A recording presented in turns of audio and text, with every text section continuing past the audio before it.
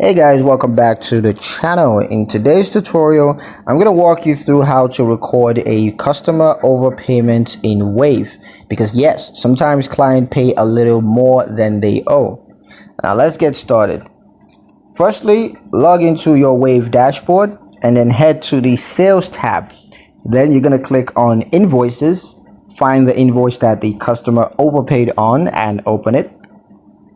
Next, you're going to click Add a Payment at the top right and then enter the full amount that the customer actually paid, even if it's more than the total invoice. Wave will notify you that there's an overpayment and they will automatically create a customer credit for the extra amount. Now, this credit can be applied to future invoices, and when you create the customer's next invoice, Wave will remind you of their available credits and give you the option to apply it directly. To view all outstanding credits for outstanding credits for a customer, all you got to do is go to the Customer tab, then select their profile, scroll down to see the current balance and credit notes.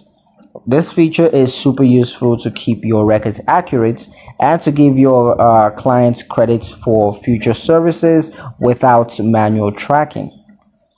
And that's it. You've just recorded an overpayment in Wave like a pro, and of course that's going to make your clients extremely happy and satisfied with your business.